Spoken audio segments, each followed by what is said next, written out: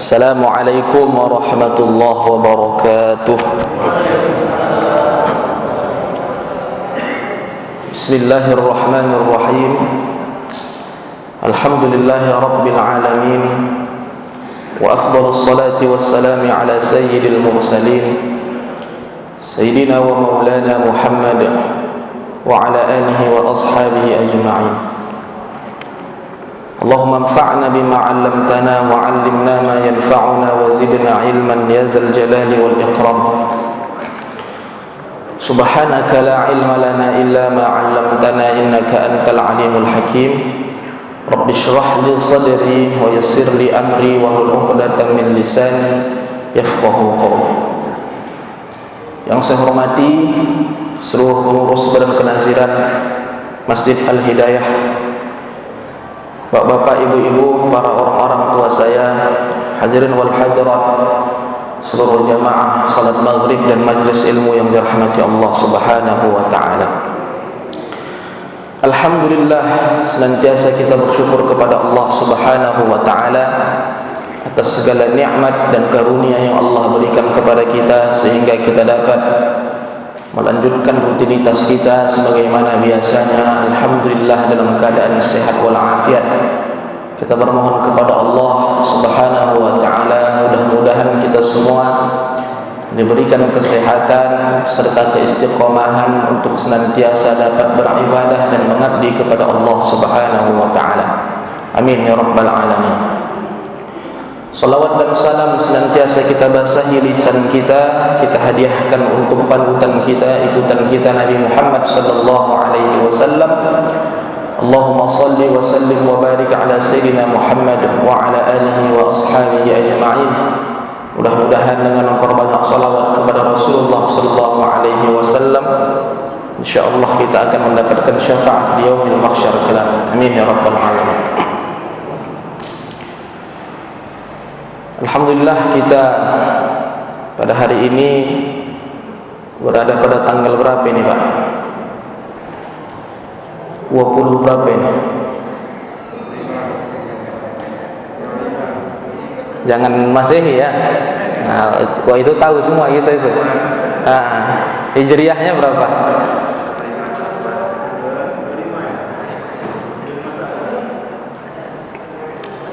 24.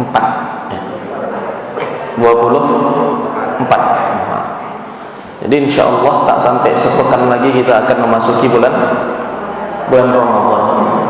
Bulan apa? Ramadan. Nah, yang pasnya Ramadan. Cuman karena transliterasi ke bahasa Indonesia jadi Ramadan. Ya enggak masalah memang. Ya, tapi yang mau pasnya Ramadan pun enggak apa-apa. Tinggal beberapa hari lagi, nggak sampai sepekan. Jadi 24 hari ini, Jumat 29 Sya'ban. Nah, tanggal 29 Sya'ban lah nanti penentuan apakah hilal terlihat. Karena hitungan bulan dalam tahun Hijriah itu 29 hari, sesekali 30 hari, 29 atau 30. Kalau kita di Masehi 30 atau 31 Februari, nggak usah kita anggap lah ya 28, 29. Jadi kalau Hijriah 29 atau 30. Nah, jadi 29 itu hari Jumat. Nah, nanti dilihat, kalau sudah terlihat maka malam Sabtu tarawih. Nah, kalau belum maka malam Ahad. Nah, ini yang pening BKM ini. Kenapa? Jadwal sudah tersusun malam Ahad. Rupanya ada kemungkinan malam Sabtu. Ya, betul ya. Saya BKM di mana-mana udah mulai nge-WA, Ustaz, kalau nanti malam Sabtu normal Ustaz ya, katanya. Nah, cuman ada beberapa tempat saya itu ada jadwal yang pakai imam, Pak. Setengah juz, 1 juz begitu ya. Nah, itu jadi masalah. Jadi jusnya bergeser. Seharusnya malam Sabtu juz 1, maka malam maaf, kalau sekiranya malam Sabtu juz 1 karena dipercepat maka yang punya jadwal malam Ahad tadi jadi juz 2, semua bergeser bertambah 1 juz. Kok bisa begitu? Ya memang begitulah. Itulah bedanya karakteristik kita dengan bulan Masehi, tahun Masehi. Repot kali Ustaz, kenapa tak macam Muhammadiyah saja? Ya, Muhammadiyah itu salah satu metode yang ada, yang dipakai di Indonesia. Ru'yatul Hilal itu juga salah satu metode, bahkan itu metode yang paling dekat dengan sistem Rasulullah SAW. Ada dalilnya, cukup banyak, tak tersebutkan, sangat banyak, ya. Jadi memang diceritakan dalam banyak riwayat Rasulullah dan para sahabat itu melakukan ru'yatul hilal, melihat bulan di setiap penghujung bulan. Jadi memang begitulah, setiap tahun kita memang akan ada mungkin terjadi perbedaan, baik penentuan Ramadan, Idul Fitri atau Idul Adha. Tak usah dipermasalahkan Pak ya. Nah, jangan ribut-ribut kita perkara itu. Ya, biarlah perbedaan itu ada di masyarakat kaum muslimin di Indonesia, biarkan saja. Kita ini udah terlalu banyak bergaduh, bahas politik bergaduh, bahas Covid bergaduh jamaah sama jamaah, bahas agama pun bergaduh. Maulid enggak maulid, wirid atau enggak wirid, bergaduh itu.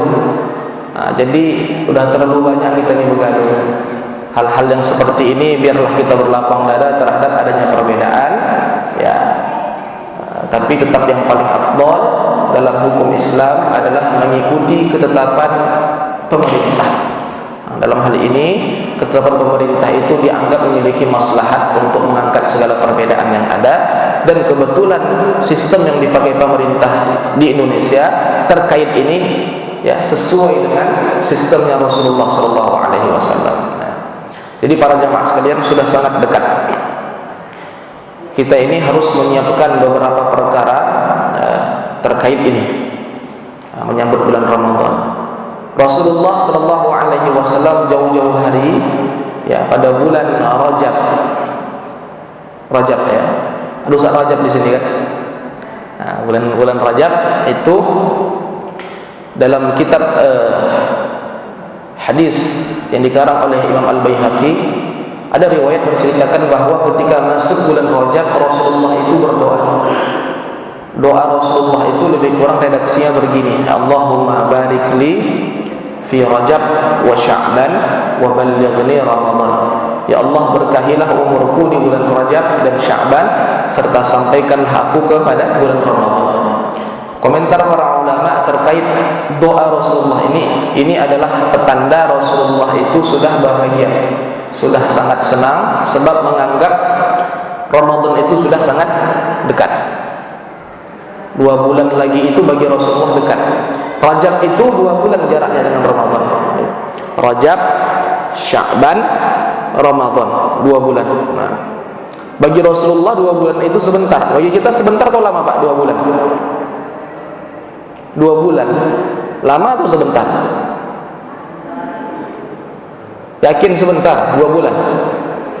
Nah, kira-kira kalau tunjangan remon keluar 2 bulan lagi lama atau enggak? Lama ya. Tapi bagi Rasulullah itu bentar. Jadi 2 bulan sebelum Ramadan Rasul sudah berdoa kepada Allah supaya diperkenankan umurnya sampai ke bulan Ramadan. Harusnya kita ini harus lebih senang dibandingkan dengan Rasulullah, karena Rasulullah sudah diampuni dosanya, dijamin masuk surga, maksum. Nah, kita sepantasnya yang harus lebih senang. Nah, apalagi di bulan Ramadan ini, menjelang Ramadan ini banyak yang meninggal, nggak sampai, ya kan? Makin dekat Ramadan makin banyak pengumuman. Hari ini saja dengar saya sudah 2 pengumuman. Assalamualaikum warahmatullahi wabarakatuh. Inna lillahi wa inna ilaihi raji'un. Telah berpulang ke rahmatullah Luhut bin Syar Panjaitan. Nah, kira-kira gitulah. Amin ya. Ya berarti masuk Islam beliau, itu maksud saya ya kan. Kok diumumkan di masjid berarti muslim lah ya. Nah, jemaah ini senang matinya ya. Kira-kira itu contoh itu ya. Nah, Jadi harap-harap cemas kita ini menjelang Ramadan, sampai atau tidak, sampai atau tidak. Makanya Rasul berdoa, ya Allah sampaikan umurku. Jadi kita menjelang Ramadan ini harus berharap kepada Allah agar Allah berikan kepada kita kesehatan, kekuatan, serta umur yang panjang sehingga kita bisa beribadah pada bulan Ramadan tahun ini. Amin ya rabbal alamin. Baik, para jamaah sekalian, kajian kita seperti biasa di malam Ahad keempat. Materinya hadis ya, hadis. Ya, insyaallah pada pertemuan kali ini kita akan membahas hadis tentang salah satu tradisi yang ada di Indonesia yang dilakukan oleh umat Islam menjelang Ramadan, yakni tradisi ziarah kubur. Tradisi ziarah kubur. Udah ziarah Bapak Ibu? Sudah, sebagian udah, sebagian belum. Saya belum. Nah, mungkin nanti agak-agak lapang waktu, insyaallah ziarah lah ya. Jadi menjelang Ramadan memang ada tradisi ziarah kubur atau menjelang Idul Fitri. Ini perlu kita bahas, mengingat ada beberapa belakangan ini pemahaman yang mengatakan ziarah kubur itu haram, bid'ah, bahkan syirik kata dia. Oh, itu ada sekarang. Oh, ziarah kubur itu syirik. Betulkah demikian? Betulkah ziarah kubur ini tidak ada anjuran, bid'ah dan lain sebagainya seperti dituduhkan oleh beberapa orang belakangan ini? Nah, ini insyaallah akan kita bahas. Para jamaah sekalian, melakukan ziarah kubur itu ya hukumnya sunnah. Hukumnya sunnah. Apa itu sunnah?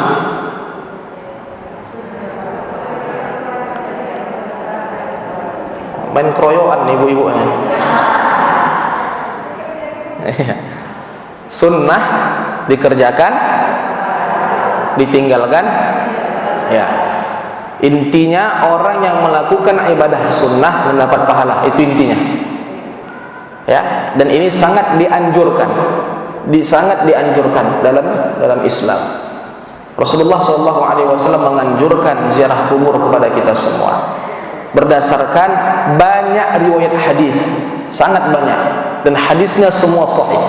Di antaranya hadis yang diriwayatkan oleh Imam Muslim dan beberapa ulama hadis lainnya, di mana Rasulullah SAW bersabda, "Kuntu nahaitukum an ziyaratil qubur ala fazuruha." Dahulu kata Rasul, pernah kularang kalian untuk ziarah kubur. Jadi sebelumnya di awal keislaman sahabat Nabi itu dilarang oleh Rasulullah untuk ziarah kubur. Sebab mereka ini punya tradisi yang cukup buruk di masa jahiliyah. Kalau ziarah kubur itu ya mereka ini apa namanya? Ajang pamer-pameran lah begitu. Takabur, bahkan ada sebagian yang terlalu berlebihan bersedihannya. Maka Rasul takut kalau nanti diperbolehkan, imannya ini kan masih lemah ya, mu'allaf itu kan masih lemah ya, baru masuk Islam ya. Sehingga Rasul awal-awalnya masih melarang. Tapi setelah iman para sahabat Nabi kuat, umat Islam juga semakin ramai. Belakangan Rasul nasahkan hadis. Jadi ada istilah nasah dalam ilmu usul fikih. Dihapuskan hukum ya pelarangan ziarah kubur ini. Maka kata Rasul, sekarang fazuruha, silakan lakukan ziarah. Silakan lakukan ziarah kata Rasulullah. Dalam riwayat Imam Ahmad ditambahkan lagi terkait hadis ini, Rasul menyebutkan beberapa manfaat ziarah kubur. Kenapa ziarah kubur itu dianjurkan? Ada sebabnya, ada beberapa perkara. Di antaranya kata Rasulullah, fa innaha turiqul qalba. Ziarah kubur itu membuat hati kamu lembut. Lembut. Wa tudmi'ul 'aina, meneteskan air mata. Wa tuzakkirul akhirah, membuat kamu ingat akan akhirat. Jadi kalau ziarah kubur itu banyak manfaatnya kata Rasul. Kamu ziarah kubur, insya Allah hati kamu akan lembut. Kita yang selama ini Pak mungkin keras hati kita, ya kan? Rasa kita hebat lah kita ini. Ada tetangga yang sering kita bantu remeh kita, atau ya lebih bawah kita lah mungkin standar ekonominya. Begitu kita ikut mengantarkan orang ke kuburan, apa yang terpikir dalam pikiran kita? Aku ini remeh betul sama tetangga aku. Kadang tak ku perhatikan. Nanti kalau mati dia juga yang mengurus aku. Ya. Yang mendoakan kita kalau yang mengurus kita, yang menghadiri doa atau salat jenazah itu siapa Pak? Tetangga kan? Tetangga. Itu terpikir tuh ya, tetangganya peduli rupanya. Ya. Bahkan anak-anak yang jauh di luar kota, di Jakarta, di Kalimantan, lama itu pulangnya itu mau 12 jam naik pesawat transit 2-3 kali. Siapa yang mengurus pertama kali? Siapa yang masang tenda? Siapa yang mesankan kain kafan? Istri di rumah, Pak. Kalau kita meninggal itu udah nggak bisa ngapa-ngapain lagi, tuh lemas aja itu. Siapa itu yang mesan itu semua? Tetangga, jemaah masjid kan? Jadi hati kita lembut. Apalagi waktu demi ulaina, membuat air mata kita ini menetes. Ya sedih. Ya, takut kita akan menghadapi ini. Atau mungkin kerinduan kita ya kepada orang yang sudah meninggal, ibu, ayah kita. Ya, atau mungkin karena faktor-faktor lain.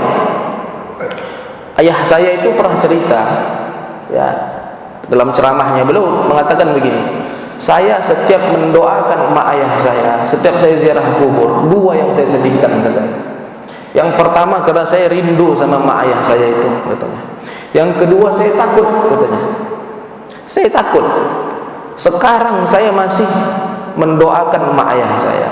Masih kadang kita Pak ya sedekah ya, sedekah undang anak yatim, kita kasih anak yatim uang, sedekah santunan, harapan kita pahalanya untuk almarhum kedua orang tua kita, selalu begitu kita ya.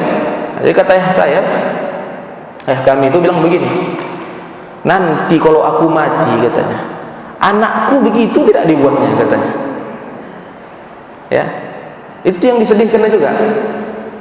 Dia sering ingat dengan ibu ayahnya. Setiap sholat dia doakan. Ada uang berlebih dia bersedekah. Dia kata, anakku ini bakal begini tidak dibuatnya nanti katanya. Pernah tak terpikir sama kita Bapak Ibu? Itu harus dipikirkan. Saya ini kan da'i lah ya, khutbah Jumat pindah-pindah tempat, tarawih pun begitu juga. Suatu ketika, bukan suatu ketika, beberapa momen saya itu sering khutbah Jumat itu ada sekaligus salat jenazah. Biasa itu Pak ya. Saya nggak tahu di komplek kita di Menteng ini begitu atau tidak, tapi di tempat lain biasa itu Jumat itu orang salat jenazahnya ba'da Jumat. Pernah lihat dah itu ya mungkin ya. Jadi selesai sholat Jumat, sebelum sholat Jumat dipesankan oleh BKM, Ustaz, nanti siap khutbah sholat berjamaah, langsung saja Ustaz, tak usah pakai doa lagi karena ada orang meninggal katanya. Itu berkali-kali itu ya. Begitu mau menyolatkan, ini semua nanya, anaknya mana? Ada 4-5 anaknya banyak. Silakan jadi imam. Satu pun tak ada yang maju. Akhirnya si imam siapa? Ya saya.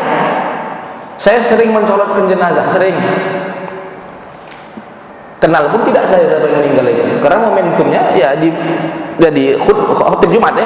Nah, coba anak banyak yang meninggalkan ini, yang meninggal ini hartanya warisannya banyak untuk anak-anaknya.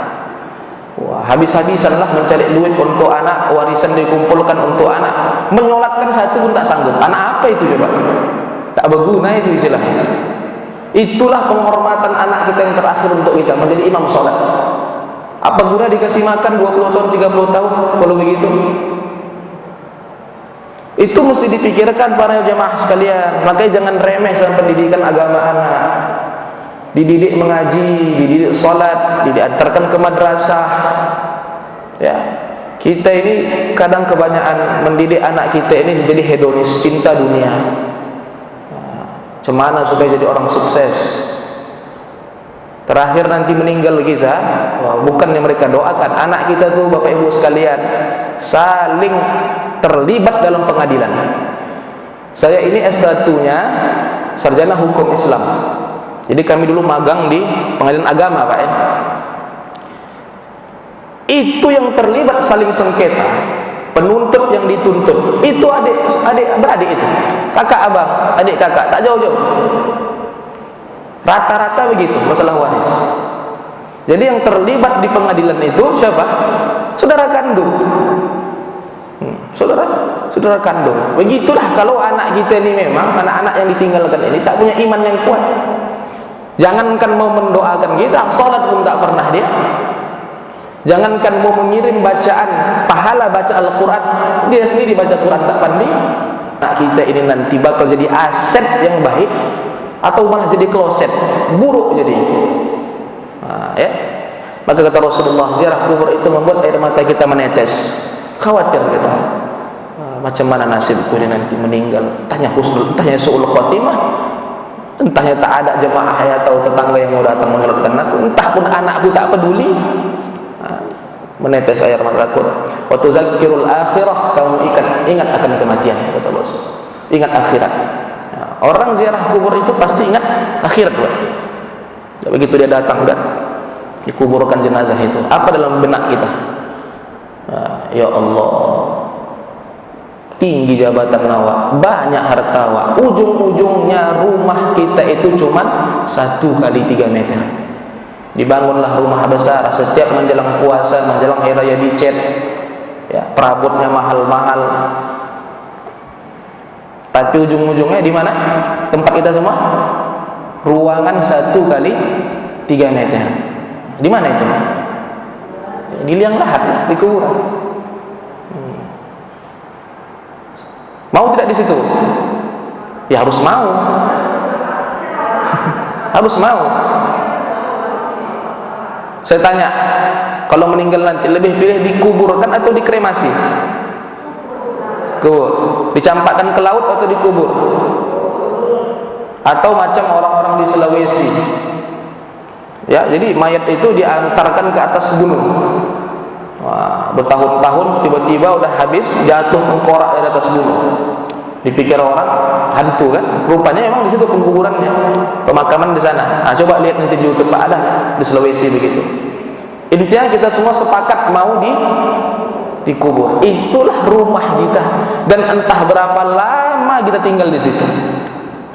Ya, Rasul bilang, a'maru ummati baina sittin wa sab'in. Umur umatku itu 60 ke 70-nya, kata Rasul. 60-an, 70-an. Wa qalilum mimman yuhawil zalik. Dan sedikit sekali mereka itu yang lebih umur dari 70 tahun. Betul ya? Sedikit ya. Tak banyak kita ini 80-an. Dan memang pun tak juga semua kita ini mau dikasih umur 80. Ajab. 50 tahun aja makan kari kambing tak berani, apalagi umur 80. Makan apa? Gigi pun tak ada, jalan pun susah, mata pun tak nampak apa-apa lagi. Sanggup mau dikasih umur 100 tahun? Berpikir juga kita kan. 60-70 rata-rata kita ini. Di dalam kubur bisa jadi 1000 tahun, 2000 tahun nunggu kiamat. Itulah rumah kita yang paling lama sebelum kita semua menuju kepada akhirat. Maka kata Rasulullah, ziarahnya kubur, ya, orang-orang sudah meninggal di antara kamu, kata Rasul, mendatangkan banyak manfaat, membuat hati kita lembut, meneteskan air mata, dan membuat kita ingat akan akhirat. Nah, itu hadis yang pertama. Apalagi hadis yang menyatakan bahwa sunnah hukumnya melakukan ziarah kubur. Yang kedua, ya, hadis yang diriwayatkan oleh Imam Muslim juga, ya, di mana hadis ini diriwayatkan dari Sayyidah Aisyah, berasal dari Sayyidah Aisyah. Kata Sayyidah Aisyah ummul mukminin radhiyallahu anha, kana sallallahu alaihi wasallam yakhruju ilal baqi'. Rasulullah itu, ya, sering, kata Rasul, pergi ke Baqi', pemakaman Baqi'. Di mana itu, Pak, Baqi'? Yang sudah umrah ataupun haji tahulah teh mana Baqi'ah. Sahabat Nabi banyak di situ. Sahabat Nabi banyak di sana. Jadi Rasulullah itu, kata istri beliau, ibunda kita Sayyidah Aisyah, beliau itu sering ke Baqi', ke pemakaman Baqi'. Dan setiap beliau ke sana, kata Sayyidah Aisyah, Rasul membacakan salam. Apa salam Rasul? Assalamualaikum dara qaumin mu'minin wa inna insyaallahu bikum lahiqun. Allahumma ighfir li ahli baqi'il gharqad. Assalamualaikum dara qaumin mu'minin. Salam sejahtera ke atas kamu semua, wahai perkampungan, penduduk perkampungan orang-orang beriman. Rasulullah mengatakan pekuburan itu kampung, kampungnya orang beriman. Kalau mau lebih keren lagi, kompleknya orang beriman. Ya. Jadi Rasul itu membuatkan kesan bahwa pekuburan itu, ya, indah sebenarnya kalau penduduknya orang-orang mukmin. Apalagi Baqi' ya, insyaallah ahli surga itu semua penghuninya Pak. Nah, itu tanahnya sangat mulia itu, Baqi' itu. Salam sejahtera, assalamualaikum ke atas kalian semua, wahai penduduk kampung Baqi'. Nah, walaupun mereka sudah di alam barzakh, Rasulullah katakan penduduk kampung Baqi'. Wa inna insyaallah bikum lahiqun. Insyaallah kami pun akan segera menyusul kamu. Nah, kami juga akan segera menyusul kamu. Lafaz doa atau lafaz salam ketika kita ziarah kubur atau melewati perkuburan ada banyak, ada beberapa riwayat. Ada assalamualaikum dara qaumin mu'minin. Riwayat lain assalamualaikum ya ahlul kubur. Riwayat yang lain assalamualaikum ya ahlad diyar minal muslimina wal muslimat. Ibu lebih sering pakai yang mana? Assalamualaikum ya ahlul kubur, ahlal kubur yang paling pasnya itu ya. Assalamualaikum ya ahlal kubur. Nah, ada 3. Jadi boleh assalamualaikum dara qaumin mu'minin, boleh assalamualaikum ya ahlad diyar, boleh assalamualaikum ya ahlal kubur. 3 boleh. Yang enggak boleh assalamualaikum bro gitu. Nah, itu lain lah itu ya kan. Pakai bro pula dia manggil. Ini ya, ini salam Rasulullah kepada jenazah para sahabat yang sudah dikebumikan di Baqi'. Kalaulah ziarah kubur itu tak ada, untuk apa Rasulullah baca doa? Baca doa ini.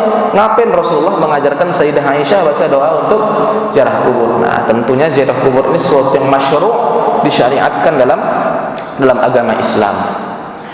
Baik, maka berdasarkan hadis-hadis ini ulama 4 mazhab ijma', ya. Ijma' itu sepakat ulama 4 mazhab mengatakan bahwa hukum ziarah kubur itu sunnatun mustahabbatun, sunnah dan sangat dianjurkan. Kenapa? Hadis-hadis dan dalil-dalilnya sangat sahih serta kuat. Nah, kalau ada yang melarang ziarah kubur, ada orang yang yang menuduh kita macam-macam, ini tak punya dalil yang kuat atau mengada-ngada ini. Selanjutnya beberapa permasalahan terkait ziarah kubur. Ya, pertama, apa hukum ziarah kubur bagi perempuan? Nah, ziarah kubur bagi perempuan apa hukumnya? Nah, ini ulama ikhtilaf. Sebahagian ulama mengatakan ziarah kubur itu hukumnya makruh. Makruh, apa arti makruh?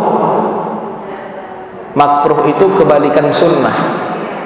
Ya, lebih bagus ditinggalkan, itu intinya. Nah, dibuat pun tak apa-apa, tapi kurang baik. Jadi Ustaz, saya selama ini ziarah kubur bertahun-tahun, kok makruh? Nah, nanti dulu, belum selesai. Makruhnya ini ada sebabnya. Kenapa ulama bilang makruh? Ada sebabnya. Ziarah kubur ini bagi perempuan makruh khaufan minal jaza'i li kathrati huznihinna wa qillati ihtimalihinna al-masaib. Sebab dikhawatirkan perempuan ini nanti kesedihannya itu tak bisa dikontrol, sedih parah. Dan perempuan ini cenderung kalau menerima musibah, menerima cobaan, di awal-awal dia kurang sanggup itu, terkejut batin bisa jadi, atau ya pingsan dan lain sebagainya. Sehingga dikhawatirkan nanti kalau datang di kuburan ya terjadi hal-hal yang tidak diinginkan.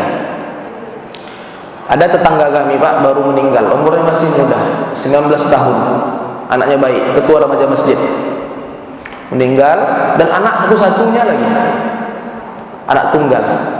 Bisa tidak dibayangkan bagaimana ibunya itu menerima kejadian ini? Berat tidak? Pasti sangat berat ya. Itu entah berapa kali pingsan lah maknya itu, sehingga menyolatkan pun tak sanggup deh. Jangankan ke pekuburan, menyolatkan pun tak sanggup. Maka kalau kejadian seperti ini makruh hukumnya. Nah, ya.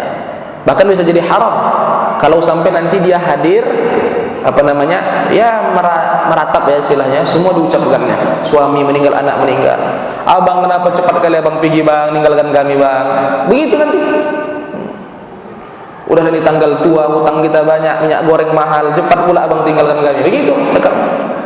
Sambil mukul-mukul tanah. Itu ada tuh sebagian begitu. Nah, itu namanya meratap, meracau-racau dia. Pukul-pukulnya tanah, bahkan ada yang tergolek-golek di tanah saking sedihnya. Terakhir begitu dia golek-golek, apa yang terjadi? Terbuka auratnya. dia pakai gamis kan, takutlah kita. Dikhawatirkan ini nampak auratnya, jemaah pun jadinya lain yang ditengoknya kan, yang datang di situ, yang bertakziah itu. Terakhirnya karena meratap ini, istrinya ini tahulah orang semua aib keluarga mereka ini. Oh, utangnya banyak rupanya. Kupikir sama aku aja dia berutang, rupanya sama orang lain pun ada. Ya. Dan memang perempuan itu cenderung memang nggak bisa menahan kesedihannya. Jangankan meninggal Pak ya. Saya ada kawan saya di pondok. Dia itu setiap mengantar setiap ke pesantren, maknya nggak ikut itu. Yang mengantar biasa ayahnya saja. Kenapa? Ini anak udah mau di pesantren, udah bagus-bagus di pesantren. Tapi setiap nanti mau pulang, maknya nangis. Akhirnya anak pun ikutan nangis. Akhirnya anaknya udah mau di pesantren minta pulang. Kenapa? Karena maknya nangis juga. Nah, jadi akhirnya udah, adik di sini di rumah, biar abang aja yang mengantar katanya kan. Nanti menangis pula Pak ya. Akhirnya di rumah pun maknya ini menangis 3 hari 3 malam, nangis, nampak baju anaknya nangis. Apalah nangis kayak gitu kata suaminya kan. Macam ke Mekah aja dia sekolah, dekatnya sini ya, Setiabudi di Batang Kuis sana. Apa menangis-nangis? Sebulan sekali bisa Pak jenguk. Orang ke Mesir sana belajar. Nangis ya. Begitulah karakter perempuan, hatinya itu lembut gitu ya. Maka sebagian ulama mengatakan sebaiknya tak usah. Tapi ada tapinya. Ini ibu-ibu udah mulai merebut ini.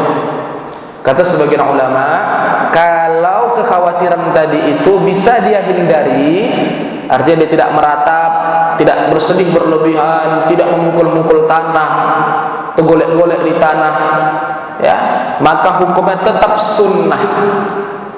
Tetap sunnah. Nah, jadi makruh ini bagi sebagian orang saja. Ya, bagi sebagian perempuan, sebagian muslimah yang tidak punya mental yang kuat, atau setiap dia ziarah kubur kesedihannya mendalam, maka sebaiknya tak usah. Tapi bagi kita yang biasa, yang normal, silakan. Hukumnya sunnah. Apa dalilnya Ustaz? Suatu ketika ya Rasulullah sallallahu alaihi wasallam dalam sebuah hadis riwayat Imam Bukhari, Imam Muslim, ya, dari hadis Anas bin Malik, Rasulullah melewati kuburan, satu pekuburan, yang di pekuburan itu ada seorang perempuan, ra'a imra'atan bi maqbaratin. Rasul melihat seorang perempuan di kuburan, ya, tabki ala qabri ibniha, sedang menangis di kuburan anaknya, menangis. Nah, nangis di kuburan anaknya. Rindu lah ya kan, biasa ziarah di kuburan anaknya, nangis.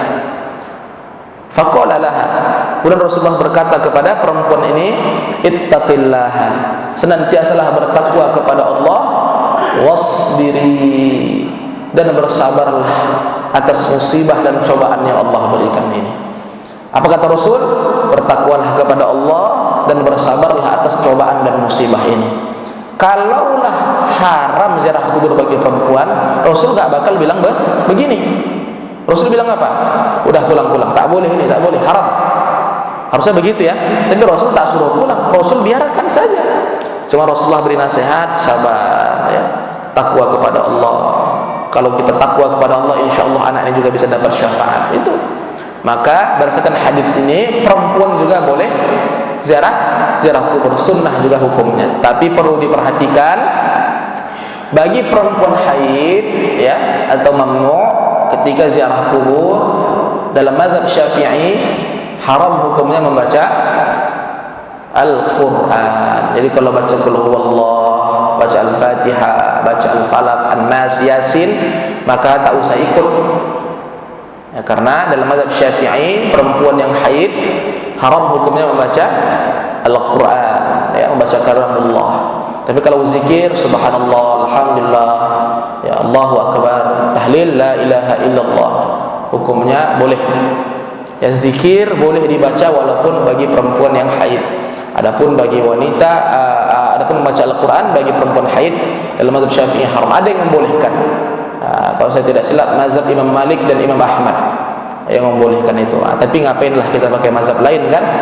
Kita sudah biasa dengan mazhab Syafi'i. Bukan kita meremehkan mazhab lain, tapi kita sudah terbiasa dengan itu. Keluar dari kebiasaan nanti membuat kegaduhan. Kita di sini sudah biasa salat pakai qiraah riwayat Imam Asim, hafaz, diganti pakai warash, ribut. Wadduha wal laili idza saja, datang imamnya ini dari Mesir, ada ilmu qiraat dibantingnya pakai qiraat lain, wadduha. Ini imamnya sumbing ini kata jemaah. Nah, ya kan ribut jadinya. Ini imamnya sumbing, celat atau memang tak ngerti cara baca Al-Quran. Padahal dia mengerti, cuman sok-sokan mau dipamerkannya sama jamaah. Terakhirnya jadi keributan. Nah, maka ya, itulah beberapa perkara permasalahan yang mungkin ada nanti dalam ziarah kubur. Dan hadis-hadisnya sangat kuat. Maka dari ini kita ketahui bahwa hukum ziarah kubur sunnah, dianjurkan, sangat baik karena memiliki banyak manfaat. Wallahu a'lam bishawab. Barangkali sebelum kita tutup ada mungkin 1-2 hal yang perlu kita diskusikan. Saya persilakan kepada para jamaah sekalian.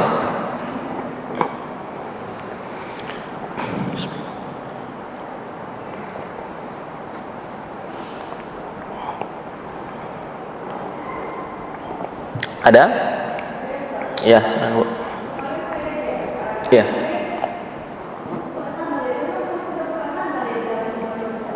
Buka sandal? Tidak, tak mesti. Mungkin apa namanya ya, apa namanya rasa dia untuk menghormati lah begitu kan. Tapi tak ada kemestian. Yang tak boleh itu melangkahi kuburan. Ya, ada kuburan jangan dilangkahi. Hukumnya makruh. Sebagian mengatakan haram, sebagian ulama. Nah, jangan dilangkahi. Mau pakai sandal tidak ada masalah. Mau dibuka pun ya takut awak nanti bukan apa. Kena beling, kena akar pokok, luka kaki, kerjaan orang tak jadi puasa. Malam tarawih pertama masuk rumah sakit, tetanus pula. Pakai selop lah. Ya. Gimana? Kurang dengar saya, Bu. Duduk. Ya.